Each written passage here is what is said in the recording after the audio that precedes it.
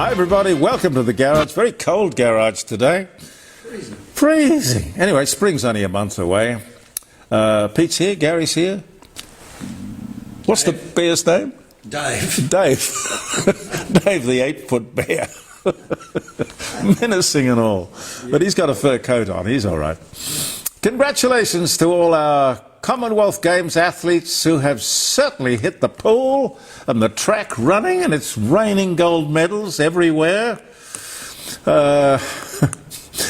We certainly are a country of champions, or is it a champion country? I don't know, but we should be very proud, very proud. We should never forget that. And Gina Reinhardt, bless her heart, has given every one of these winning medalists a great deal of money. I tell you, reward and incentive really works. $20,000 for every gold, and it seems she could not be happier to do it. Bless you, ma'am. Wonderful. We're recording on Monday afternoon for our posting on Tuesday morning and Thursday morning on Facebook, and I got to tell you that we can't really do the big story of the day, political story of the day, on Victorian politics, because it's still in a furious state of confusion and turmoil. Will Jacinta Allan, Premier, go? Be chucked out? Will she fight to the death? Will she call for a protracted leadership ballot? Probably. These people hang on. They don't want to go quietly. They ain't going to go quietly into the night. Anyway, nobody quite knows, but frankly, Victoria is a basket case. All the work of this Labor government. And before Jacinta Allan, of course, there was Daniel Andrews, Chairman Dan, as I call him. He's the gift that keeps on giving. But, you know, tunnels that go nowhere. The big build, corruption, CFMEU, crime. I don't know how the people of Victoria have put up with it for this long. Anyway, it's only, well, months before an election. But the sensible thing would be just to call it now, wouldn't it? Call it now. Unemployment figures showed a slight increase Wednesday. Tomorrow, more inflation figures out. An uptick in underlying inflation is predicted. Interest rates on hold, or possibly an increase, 25 basis points, maybe. We'll see. We'll see. How about this? This, ladies and gentlemen, is truly extraordinary. The Australian federal government is providing up to 39,000 full-time journalists over 3 years through the Journalism Assistance Fund. Has anyone ever heard of the Journalist Assistance Fund? Why? Very good question. What the hell is the Journalist Assistance Fund? Who needs to help media moguls run their empires?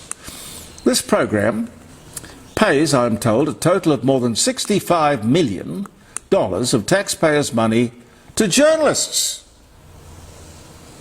Delivered via the Department, let me get this right, the Department of Infrastructure, Transport, Regional Development, Communications, Sport and Art. Wow. Do you imagine fitting that on a business card? We could try. Good God.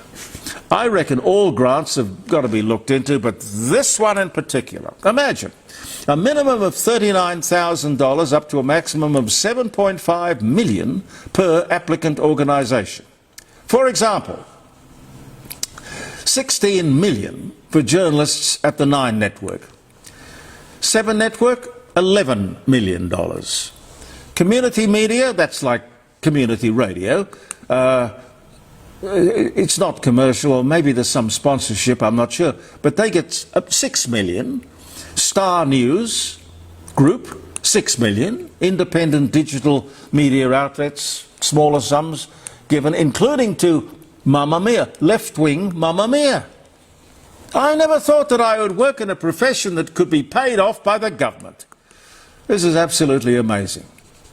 But it does explain a lot. The government is paying all of this money and expecting nothing in return? I find that hard to believe. I'll leave it up to you in the court of public opinion to tell me what you think. Is it kosher or not? Maybe tell me Friday. I think it's appalling. I wonder why the media attacks Pauline Hanson all the time. Yeah, that's got me thinking. You know, when we post our court on a Tuesday and a Thursday morning, I get comments, and I'm very grateful for all of them, good and bad. I got one from Trevor Steele talking about Islam's historic role in the modern world. It was a fairly long one. I said, this is going to be interesting. It seems that there are some interesting indicators for the Western world to consider. Now, I've checked with Trevor. He says his assumptions are right. Let me repeat some of them for you. Islam obviously has spread throughout the world over the centuries. He makes the point, and I didn't know any of this, Lebanon was once a Christian country. Syria was once Christian. Iraq was once Christian. Jordan and Turkey were both Christian countries. Egypt was once a Christian country. Libya was once a Christian country. And Iran? Iran, yes. Iran was a Christian country. He hasn't got it on his list, I don't think, but Tunisia was once a Christian country along with Algeria. Trevor hasn't mentioned any of the African countries where Islamic insurgencies are everywhere, armed to the teeth and killing people left, right and centre. Kidnapping, if they don't kill them, they kidnap them. Ransom. I would think probably the entire African continent will be Islamic before you can blink. Do we have any people in Canberra looking at stuff like this and seeing to it that we don't lose our country by stealth or endanger our country by stealth? As I said to you last week, immigration can help build your country. It can also destroy your culture. Trevor, thank you for your comment, and thank you everyone who comments on our postings here. I'm glad that you're interested, and as I say, I appreciate all of you. The Emergency Services Minister standing there on television on the ABC, 7 o'clock news on Sunday night, someone beside her furiously signing, sign language. The message that the minister was presenting, it was being translated into sign language. Now, that was all about the fact that there will be an alarm sounding on your mobile telephone yesterday. Don't panic, it's just a test. Would somebody please explain to me, if that person there signing the story to people who were deaf, work with me on this, how could they possibly hear the alarm on the smartphone anyway? Even if they had a smartphone, which of course, being deaf, they probably wouldn't. Have these people gone totally barking mad? Did you get did anybody here get an alarm? Yes, I got it. Yes, I got one. Yeah. Well, I got one too. It seems everybody wants to talk about the alarm. I hope did you enjoy it? I thought it was very insipid. Well, it cost $137 million. I hope we got our money's worth. Jeremy, can I just while you're talking about signing, yes, deaf people have subtitles on their television. Yes, absolutely. They don't need sign. No. And in fact, if you Google it, I think there's something like 64,000 people in the entire country can understand sign language. But they read it. They don't need it. I know. Anyway, $137 million to get you alarmed. And that's up there with the BOM, the Bureau of Meteorology's $100 million useless website that I think they're still working on. Now, I've got to tell you about this. This is a lot of fun. You can buy a mouse. You can buy a computer mouse from Kmart for $20. It's called the Anko Automatic Mouse Mover. Mouse mover. It's a device that physically moves a computer mouse to prevent screens from going to sleep mode. The device has multiple settings, 30 minutes, 1 hour, 2 hours, 4 hours, to keep your computer constantly active. It claims to simply keep your computer awake and never encourages unethical use.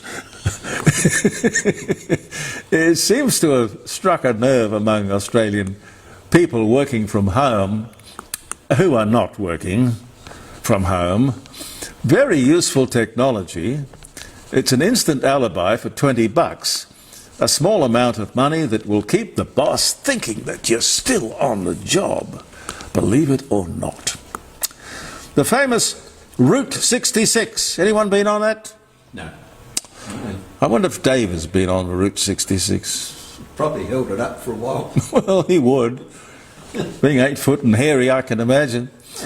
The famous Route 66 is celebrating its centenary. The legendary road from Chicago to California, celebrating all things diner.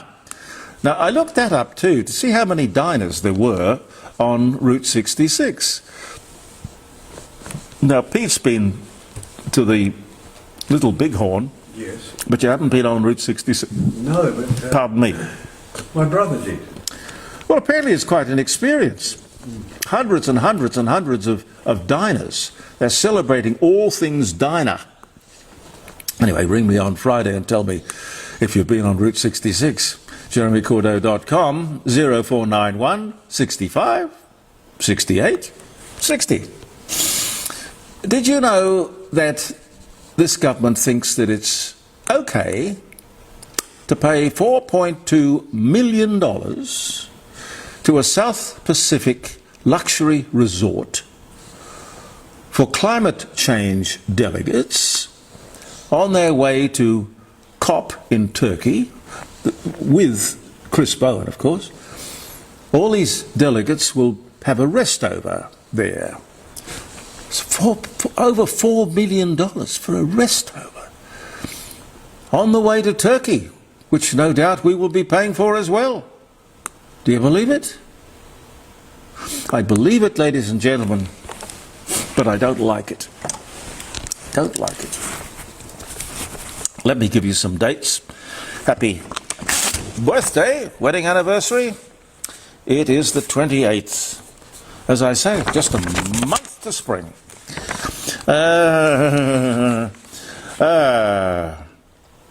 Hamburgers were created by Louis Lassing of Connecticut on this day in 1900. I can't imagine that before this day in 1900 somebody hadn't put a rissole or bacon and eggs or something in a bun. And I'm sure they did. oh God, yeah, I would have to. Maybe he patented it or something like that. Sir Thomas Harriot introduces, what do you think, fellas? No idea. Potatoes! Introduces potatoes to Europe on return to England on this day in 1586. Charlie's Angels actress, the lovely Farrah Fawcett, 26, weds the $6 million man. That was a marriage made in heaven.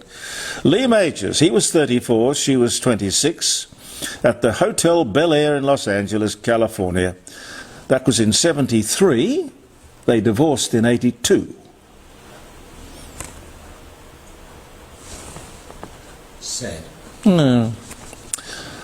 Bernard Cribbins. I remember Bernard Cribbins. British character actor. Old Jack's Boat, Doctor Who. Wilfred Mott, The Railway Children. Voiceover artist, The Wombles. Oh, and that's where I remember him from. He had a song in the 60s called Right Said Fred. Do you remember? Right, so if you'd have to Yeah, right said Fred. have a cup of tea or something. Yeah, have a cup of tea. Come here, have a cup of tea. Right said Fred. Very affable character, Fred. He dies at 93, Bernard Cribbins. The year was 2022. First use of fingerprints as a means of identification is made by Sir William James Herschel of the Indian Civil Service. Fingerprints first used in India, 1858. The rest of the world followed. The United Kingdom starts using postal codes. 1959 was the year. This was the day. Jackie Onassis, or Jackie Kennedy Onassis, American First Lady, 61 to 63, born Southampton, New York. Died 94, born this day, 1929.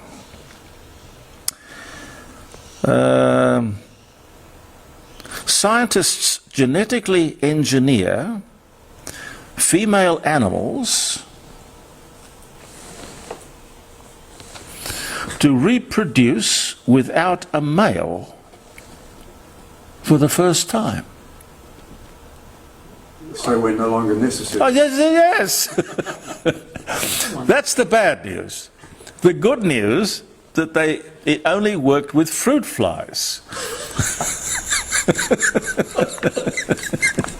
I think we're safe for another, well, a little while. Don't hang around the rubbish bin, you may catch something. Ah, Or not. yeah, that was 2023. I guess they got a Nobel Prize for that.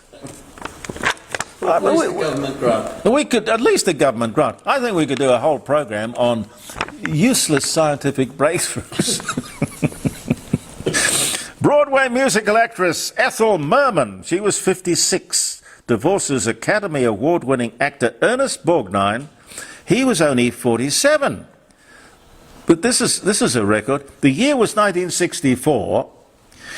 They were only married for 32 days. What is the... somebody... Can we Google that? What is the... That should be enough for anything.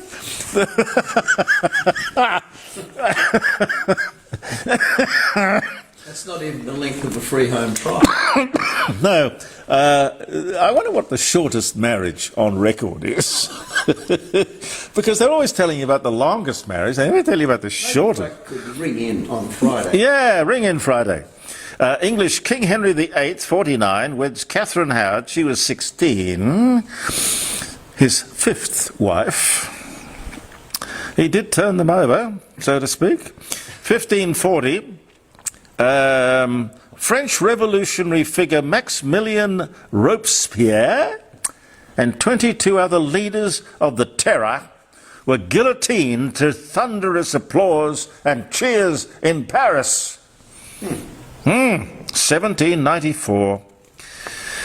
Physicist Raymond Schreiber and Lieutenant Colonel Pierre de Silva arrive on the Pacific island of Tinian with the plutonium core used to assemble the Fat Man bomb used in the bombing of Nagasaki a few days later, August 9th.